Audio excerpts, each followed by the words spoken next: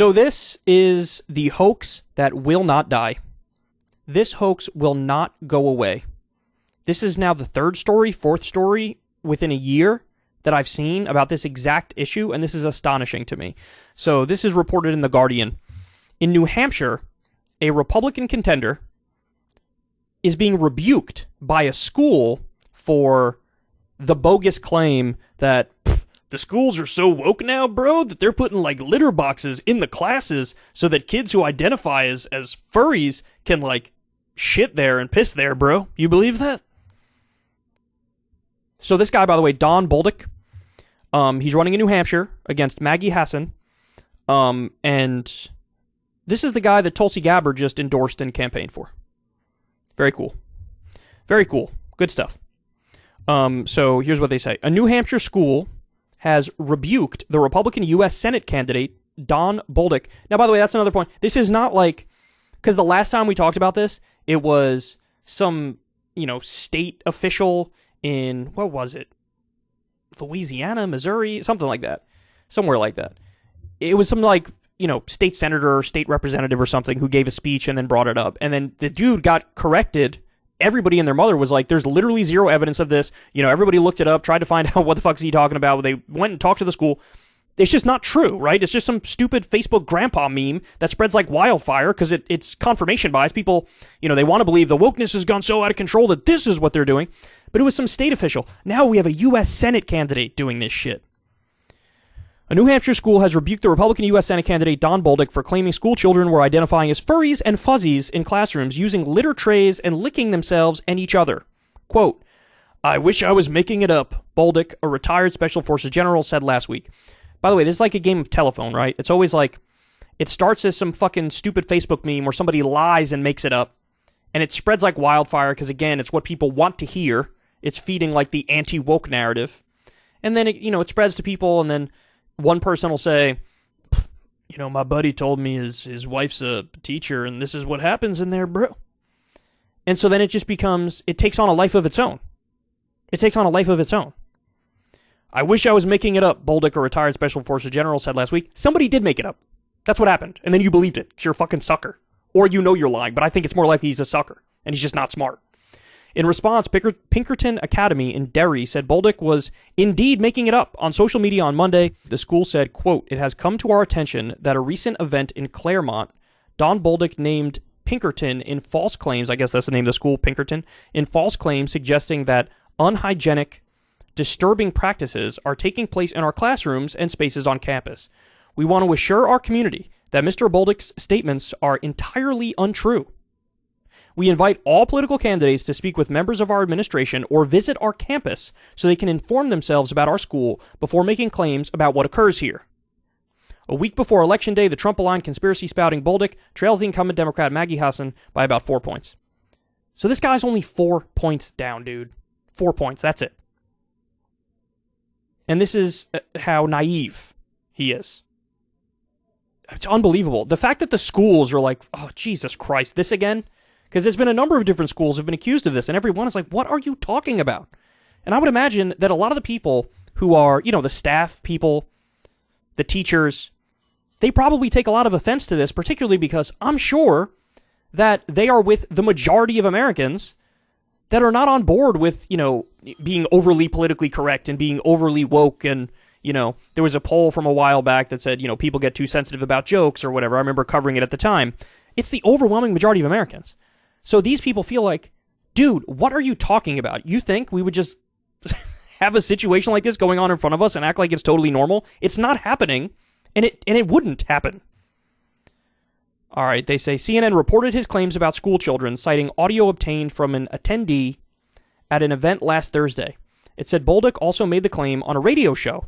Bolduc did not comment. In the audio, Bolduc said, "Guess what? We have furries and fuzzies in classrooms. They lick themselves. They're cats. When they don't like something, they hiss. People walk down the hallway and jump out. And get this. They're putting litter boxes, right? These are the same people that are concerned about spreading germs. Yet they let children lick themselves and then touch everything. And they're starting to lick each other. See, this is, look. So this guy is a liar. He wasn't just duped. Because I'm sure he's adding to this. He's tweaking it. starts as like a Facebook meme, and somebody takes it and runs with it, and the game of telephone begins, and somebody adds something, and somebody adds something else. Next thing you know, they're talking about, yeah, the kids are hissing at people and licking each other, and this is all happening right in front of the teachers, and they encourage it. Why? Because they have the woke mind virus, bro. Merriam-Webster.com defines a furry as a person who identifies with and enjoys dressing as an animal, especially as a member of a subculture devoted to the practice. Bolduc's claim, however, was a repetition of persistent right-wing trope tied to opposition to children identifying as transgender or being taught about transgender rights, and widely dismissed by fact-checkers. Last month, NBC News reported at least 20 conservative candidates. Jesus Christ. I did not know it was that many. At least 20 conservative candidates and elected officials have claimed this year that K-12 schools are placing litter boxes on campus or making other accommodations for students who identify as cats. Every school district that has been named by those 20 politicians said either to NBC News or in public statements that these claims are untrue.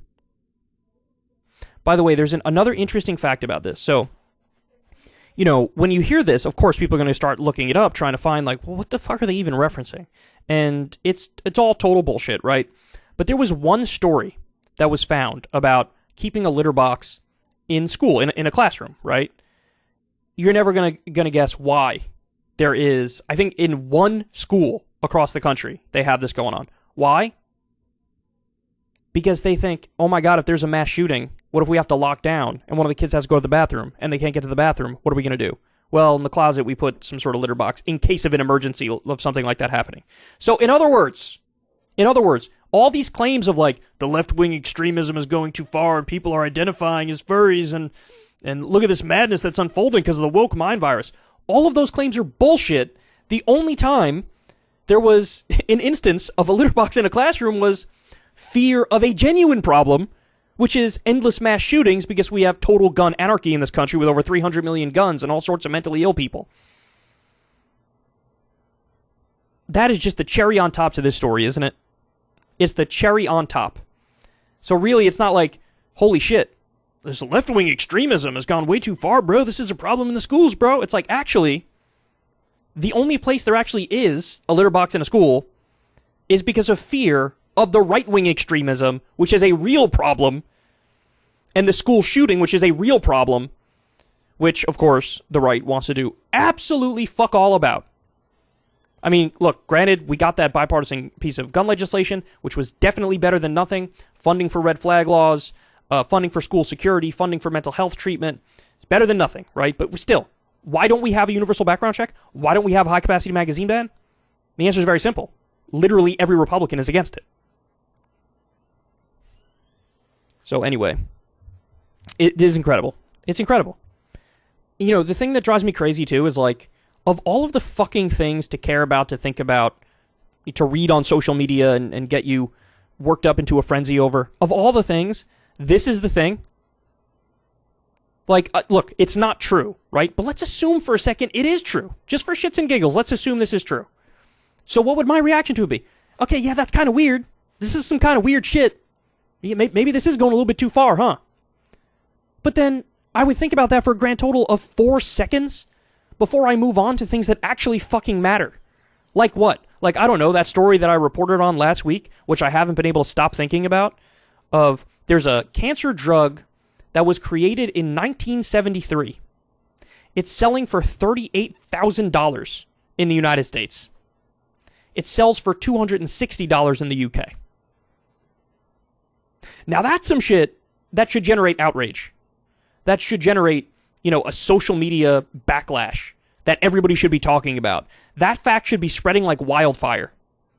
That big pharma has so thoroughly bought our government and has it by the fucking balls that they charge $38,000 for a cancer drug that costs $260. They are price gouging sharks. Every medicine that has been developed over the past decade or two has been developed with taxpayer money. So the government funds the creation of these drugs. And then the for-profit health insurance companies swoop in at the last minute, buy up all the intellectual property rights and the patent rights, and then they sell it back to us and price gouge us. Now that is a scandal. That's a real scandal. But since it's not some sexy-ass culture war bullshit, nobody talks about it. Nobody mentions it. There aren't 20 Republican senators or 20 Democratic senators who bring up this fact and repeat it over and over. Instead, we get, little Bobby thinks he's a walrus and, or a kitty and is shitting in a litter box in class. Again, even the minimal amount of skepticism, you would go, that doesn't sound right. Let me look more into this. But people, they fall for it. Hook, line, and sinker, baby. Hook, line, and sinker. People need to look in there. Look, my takeaway from this story is something that I've believed for quite a long time now, which is, like, for a long time, everybody realized and was like, holy shit, yeah, some wokeness stuff has gone too far. Deplatforming people over things they say that aren't even all that crazy, or banning speakers on college campuses, or comedians losing deals because of some edgy joke, or I agree. That's been a problem, and there's been consistent and persistent criticism of the people who are overly woke, right? But you cannot tell me that the anti-woke people aren't equally as stupid and dogmatic. Because when your anti-wokeism becomes such a fucking fundamentalist religion that you're so primed that you fall for the most obvious bullshit story in the fucking country, then I don't know what to tell you. You've built an identity around, like, wokeness stupid, bro. Trigger the libs. You believe this? They got litter boxes in classes, bro. Okay, but they don't. And if you weren't up to your eyeballs in, like, anti-woke propaganda, then you never would have thought for a second this is real in the first place. It's becoming just as dogmatic as the original hardcore woke positions, right? So anyway, there you have it. 4 points down, guys. 4 points down. This guy could easily win. This fucking maniac. All right, guys, that's the show. I love y'all very much. Everybody do me a favor and click subscribe to the YouTube channel. We're trying to get to 1 million subs. It's a tough climb, but we're doing our damn best, and you guys are helping us out. I appreciate all y'all, everybody who clicked that subscribe button. Click the like button and or dislike if you don't like. Whatever floats your boat, bro. You go for it. Bro and broettes. And if you click that bell icon, then you'll get a notification every single time a video drops. That helps the channel out, sort of subverting the shitty algorithm. Also, leave a comment. Engagement always helps. I really appreciate that. And remember, if you want to listen to the full show, you can always do that. Just go to Spotify or a podcasting outlet, and we now try to post the Kyle Kulinski show. Every show we do, we post the full show over in the form of a podcast. So check that out if you like podcasts over YouTube. And of course, a big hug and a big kiss and some love sending over to all the Patreon supporters, all the Crystal Kyle and Friends supporters on Substack. You guys keep the show going.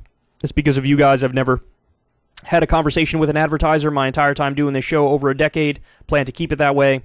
Yeah, so that's that. Love you guys. I'll talk to you soon. Everybody have a great rest of your day. Peace. If you want to see me and Crystal Ball interview legends like Noam Chomsky, Cornel West, and more, subscribe to Crystal Kyle and Friends on Substack. $5 a month gets you the video version a day early. Remember, we take 0 ad dollars for this podcast. Or you can sign up on Substack for free and get the audio version a day later. Link in the video description box below.